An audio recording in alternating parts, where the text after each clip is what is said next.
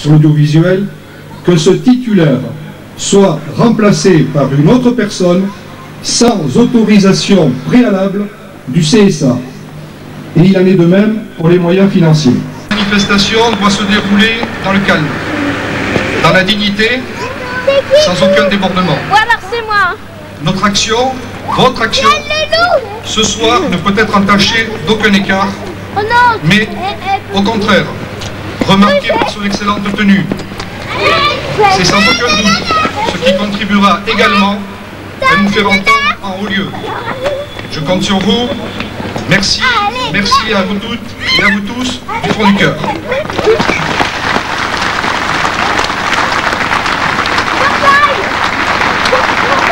Voilà donc le message du président Guy Robert qui vous a permis de mieux comprendre et d'avoir donc en main les pièces du dossier.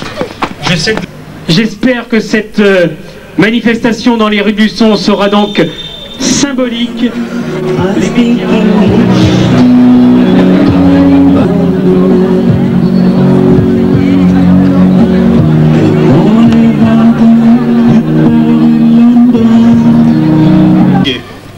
Était-il envisageable, lorsque vous avez repris cette radio, j'allais dire, et ça vous colle à la peau lorsque vous avez repris cette entreprise, est-ce que le premier devoir n'était pas de payer les créanciers avant de passer à d'autres tâches? Bref, on l'a dit, on ne le répétera jamais assez, la sanction est sans commune mesure avec la faute qui a été d'ailleurs reconnue. Mais ce soir, par-delà la raison, c'est la voix des cœurs, je crois, qui s'élève.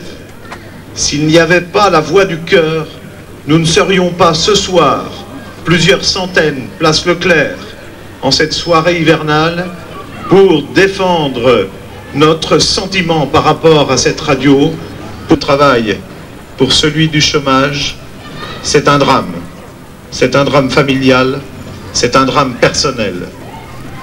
Et chaque fois qu'un média cesse d'exister, c'est quelque part une parcelle de notre culture qui s'évanouit. C'est un service du Sud-Vendée qui n'existera plus. C'est une présence qui disparaît. À cette heure, je voudrais penser essentiellement à ceux qui sont les plus défavorisés de notre société. Je pense aux malades.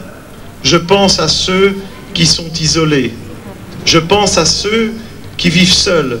Je pense à tous ceux pour qui cette radio, de jour comme de nuit, était une présence indispensable. Besoin, nous la souhaitons et j'espère que nous aurons des propositions à lui faire qu'il entendra. Alors, Monsieur le Président, chers collaborateurs de Radio Sud-Vendée, ce soir, comme je l'ai toujours fait, je reste à vos côtés, non pas dans un élan de dernière minute, mais je crois conformément à l'engagement que j'ai pris depuis des années à vos côtés, afin que vive Radio Sud-Vendée.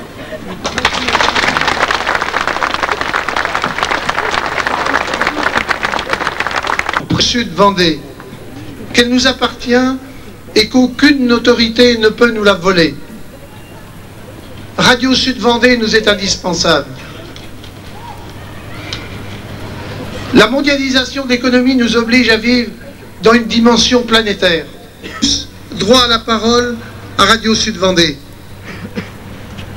Pourquoi cette manifestation ? Je suis ici non pas pour demander une autorisation de nature privilégiée, ni par un esprit de clocher outrancier. Radio Sud-Vendée doit continuer et nous refusons une décision administrative qui ne veut pas entendre la voix du Sud-Vendée et qui n'a que faire de la situation des 7 personnes salariées. On dira oui, la loi, toute la loi est appliquée. Et si la compréhension ne devait plus... Vive Radio Sud-Vendée.